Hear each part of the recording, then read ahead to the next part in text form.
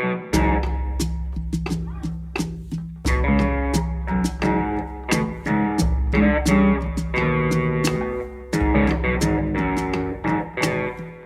everyone, Saksham here back again with another video और ये video एक एजुकेशनल पर्पस वीडियो है। सो इस वीडियो में अगर हम बात करें कि कुछ टाइम पहले हम लोगों ने हार्वर्ड पे रिपोर्ट किया था and I really wish to thanks Harvard for acknowledging our bug, but in order to take it for the educational purpose we have a very fix demonstration about how we have figured out to find a bug like this. So this bug is called as a subdomain take over vulnerability. So ये vulnerability काफ़ी पुरानी है but ये बहुत simple होने के बाद भी इसके बहुत सारे डिफरेंट जैसे कोर्स हो गया, CSRF हो गया, XSS हो गया, डेफिनेटली डिफेसमेंट भी हम इसके अंदर देखने को मिल सकता है अगर ये वल्नरेबिलिटी आपके सर्वर के ऊपर है। तो अगर हम बात करें कि ये कैसे वल्नरेबिलिटी एक्सप्लॉइट होती है और क्या इसके स्टेप बाय स्टेप मेथड है एग्जीक्यूट करने के लिए, तो उसके लिए आपको सबसे पहले समझना पड़ेगा एक बेसिक फंडामेंटल मेथडोलॉजी, जो कि अगर आपने कभी कोई सर्वर होस्ट किया है या DNS की सेटिंग्स देखी है तो देखो एक ग्राफिकल रिप्रेजेंटेशन आपकी स्क्रीन पे आ रहा है। तो उसके अंदर आप देखोगे कि sub.example.com 60 IN और CNAME वहाँ पे लिखा हुआ है। So that is a canonical name server setting. So ये अगर सेटिंग आपने कभी देखी हो तो उसके पीछे हमें सबसे पहले समझना पड़ेगा कि जो ये sub.example.com है ये एक्चुअली सोर्स डोमेन नेम है, यानी जो मेन सोर्स डोमेन नेम जो भी इसका रिप्रेजेंटेशन होगा जब भी आप अपनी वेबसाइट खरीद लेते हैं उसके बाद जो भी उसका URL आता है वो होता है ये exact sub.example.com। तो ये कोई मेन डोमेन के पीछे आता है। उसके ऊपर अगर हम चाहते हैं कि जैसे बहुत सारी सर्विसेज आज मार्केट में यूज़ हो रही है, फॉर एग्जांपल आप अगर वर्डप्रेस पे भी कोई भी वेबसाइट होस्ट करते हैं तो सबसे पहले आपको .wordpress.com करके आपको मिलता है जो भी आप वेबसाइट वहाँ पे डिज़ाइन करते हैं। फॉर एग्जांपल मेरी वेबसाइट का नाम आज thecybercouncil.com है, तो अगर मैंने उसको वर्डप्रेस पे सबसे पहले बनाया होता तो उसका यूजर नेम कुछ ऐसा आता thecybercouncil.wordpress.com विच इज़ बेसिकली अ सब डोमेन। सो इसी मेथडोलॉजी पे भी और भी बहुत सारी वेबसाइट चल रही है मार्केट में, जैसे शॉपिफाई हो गया। बट अगर आप जैसे मान लो शॉपिफाई पे पूरी वेबसाइट डिज़ाइन कर गए बट आप चाहते हो कि जैसे फॉर एग्जांपल जैसे मैंने भी बताया thecybercouncil.shopify.com, अगर आप चाहते हो कि आप दोबारा से मेहनत नहीं करनी है आपको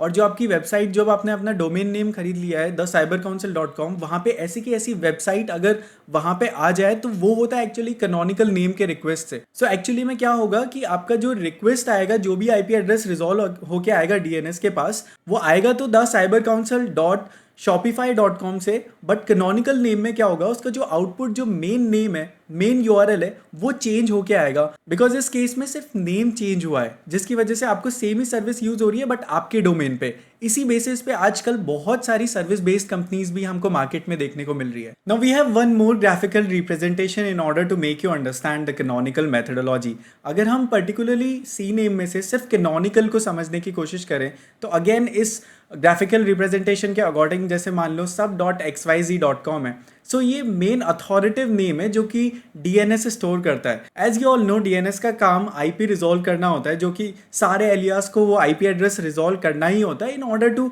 communicate on the level of WWW protocol.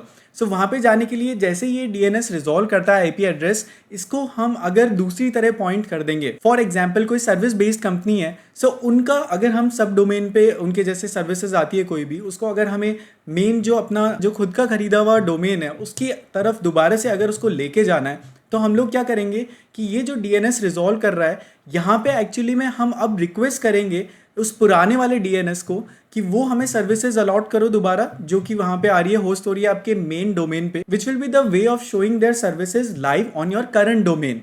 सो ये एक्चुअली में अभी मार्केट में और कॉर्पोरेट लेवल पे काफ़ी चल रहा है। एंड सेकेंडली आप बहुत सारे डोमेन्स या बहुत सारे विंग्स होती है आपकी कंपनीज में, तो आपकी वेबसाइट भी एक लेवल पे जाके बहुत ज़्यादा बड़ी होती रहती है, तो उसके बहुत सारे डिफरेंट पार्ट निकलते जाते हैं सब डोमेन के अंदर। कुछ ऐसे प्रोजेक्ट्स जो आप स्टार्ट करते हो बट एंड करना भूल जाते हो, वो सारी चीज़ें भी एक्सपायर होती रहती है। कोई भी ऐसी एप्लीकेशन जो आपको बोल रही है कि सब डोमेन पे आप हमारी सर्विसेज ले लो फिर उसके बाद मेन डोमेन पे उसको यूज़ कर लेना, ये सारी चीज़ें more than one IP address में रिजल्ट करती है जो कि एक ही DNS को रिजॉल्व करानी पड़ेगी in order to show all of them on your same domain.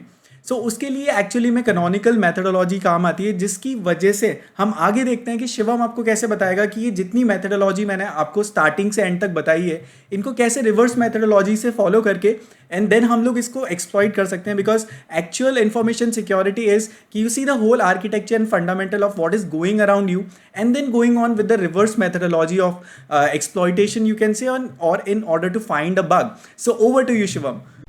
Hi, Shivam this side from the Cyber Council. Today I'm gonna tell you about the vulnerability subdomain takeover and the recon procedure we have followed to find this bug. So here at present we are considering this test machine to demonstrate our recon procedure. Now firstly you have to navigate testing or scanning website, which is VirusTotal. Here in URL enter the target site, which is OneWeb in our case.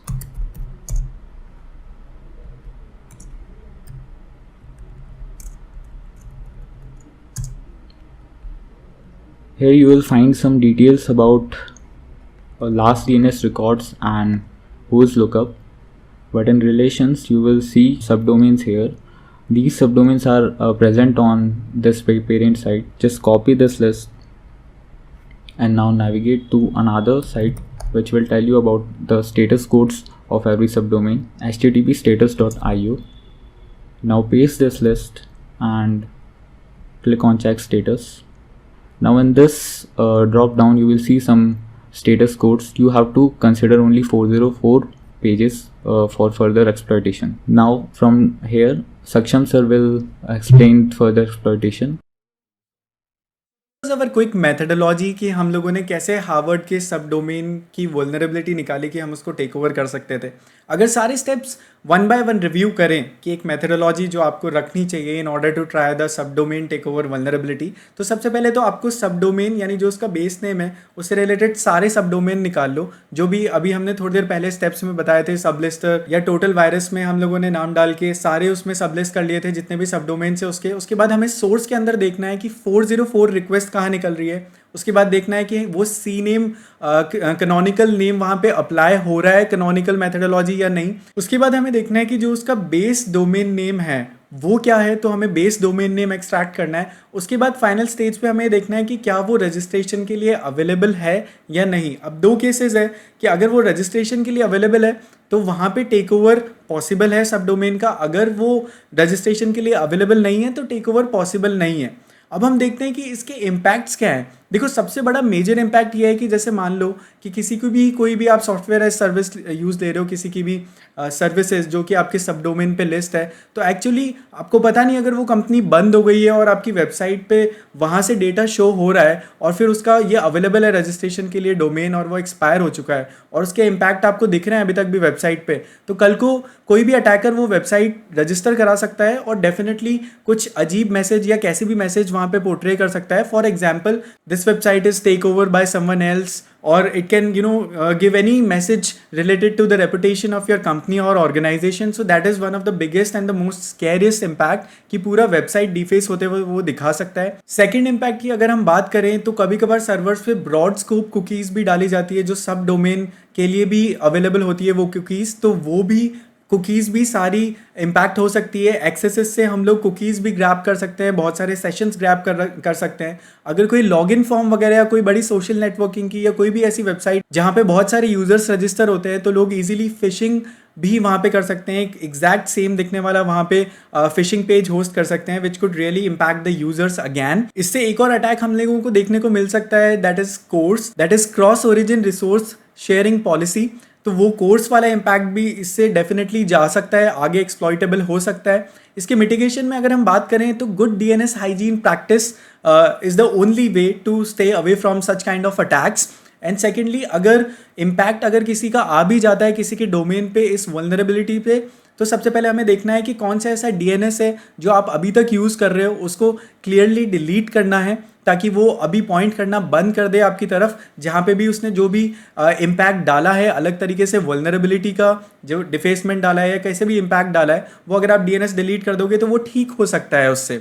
उसके अलावा आपको ये भी entry points भी check करने पड़ेंगे website पे कि और भी रिलेटेड जो डीएनएस है, बिकॉज एक डीएनएस इम्पैक्ट हुआ है या एक सब डोमेन पे आप यूज़ कर रहे थे या मल्टीपल सब डोमेन्स पे यूज़ कर रहे थे, तो आपको सारे एंट्री पॉइंट्स भी चेक करने पड़ेंगे कि जो भी जिसने भी ब्रीच करी है सिक्योरिटी वो कहाँ कहाँ इम्पैक्ट डाल के गया है. So this was our quick explanation, and once again this educational purpose video was all possible because Harvard has acknowledged us, and as we all say, we should go on to the right path. Being a white hat hacker, we reported it to the Harvard, and finally that is something in front of your screen. Acknowledgement letter from Harvard to Shivam, that is a team member of thecybercouncil.com. So we'll be back again with more such related bug bounty videos. But that's it for today. I'll see you again tomorrow with another video.